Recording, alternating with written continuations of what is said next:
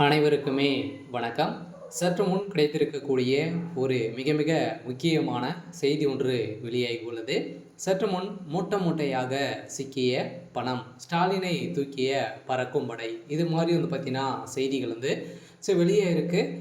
அனைவருக்குமே தெரியும், முதல்வர் ஸ்டாலின் அவர்கள் பார்த்தீங்கன்னா ஜெர்மனிக்கு சுற்றுப்பயணம் மேற்கொண்டிருந்த நிலையில் பார்த்தீங்கன்னா அங்கே இருக்கக்கூடிய மக்களை சந்தித்து அவருடைய வாழ்வாதாரங்களை பார்த்தீங்கன்னா முன்னேற்றும் வகையில் ஒரு நலத்திட்டங்களை பார்த்தீங்கன்னா செய்து வருவதாக சுற்றுப்பயணம் முதல்வர் ஸ்டாலின் அவர்கள் மேற்கொண்டிருந்த நிலையில் இப்போ அதிரடியாக பார்த்தீங்கன்னா முதல்வர் ஸ்டாலினுடைய வீட்டில் அதிரடியாக மூட்டை மூட்டையாக பணங்கள் சிக்கணும். அதே மாதிரி பார்த்தீங்கன்னா ஜெர்மனியில் பார்த்தீங்கன்னா அவர் ரகசியமாக 540 கோடிக்கு மேலே பார்த்தீங்கன்னா பணங்களை கொண்டு சென்றிருக்காரு அப்படின்ற மாதிரி இப்போ அஃபீஷியலாகவே தகவல் வெளியாக இருக்குது. இந்த தகவலின் அடிப்படையில் தான் பார்த்தீங்கன்னா இப்போ அதிரடியாக முதல்வர் ஸ்டாலின் அவர்கள் பறக்கும்படை தூக்கியதாக ஒரு தகவல் வெளியாக இருக்குது.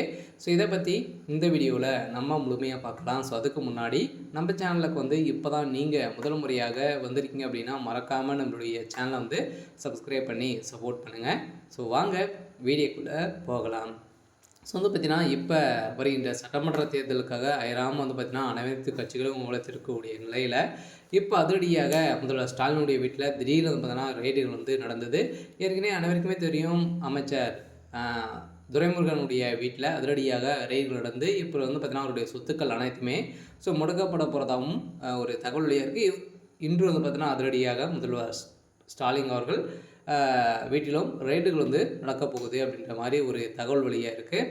இருந்தாலுமே அமைச்சர் துரைமுருகன் அவர்களும் பார்த்தீங்கன்னா அதிரடியாக கைது செய்ய போகிறதாக பார்த்தீங்கன்னா தகவல் வெளியாக இருக்குது. இதெல்லாம் கட்டாயம் இன்னும் ஒரு சில தினங்களிலும் பார்த்தீங்கன்னா அமைச்சர் துரைமுருகனுடைய சொத்துக்கள் அதே மாதிரி அவரும் கைது செய்யப்பட போகிறாரு. இதைத் தொடர்ந்து தான் இப்போ முதல்வர் ஸ்டாலினுடைய வீட்டிலும் ரெய்டு நடந்தது. இந்த ரெய்டின் அடிப்படையில் முதல்வர் ஸ்டாலினுடைய கதை ஒட்டுமொத்தமாக முடித்திருக்காங்க. பார்த்தீங்கன்னா ஏற்கனவே திமுகவை ஒழிக்கும் விதத்தில் பார்த்தீங்கன்னா பாஜக செயல்பட்டு வருவதாக குற்றச்சாட்டுகள் இருந்தாலுமே அமலாக்கத்துறை பார்த்தீங்கன்னா அதிரடியாக வருகின்ற சட்டமன்ற தேர்தலுக்காக ஆளுங்கட்சியாக இருக்கக்கூடிய திமுகவுக்கு ஒரு கெச்சு போடக்கூடிய நிலையில் தான் இருக்குது. இதன் அடிப்படையில் தான் அமைச்சர் துரைமுருகன் வீட்டில் அதிரடியாக ரைடு. அதே மாதிரி அவர் ஏற்கனவே சொத்து குவிப்பு வழக்கில் சிக்கிய நிலையில் அவருடைய வழக்கில் நீதிமன்றம் இறுதி தீர்ப்பு வழங்கியிருக்காங்க.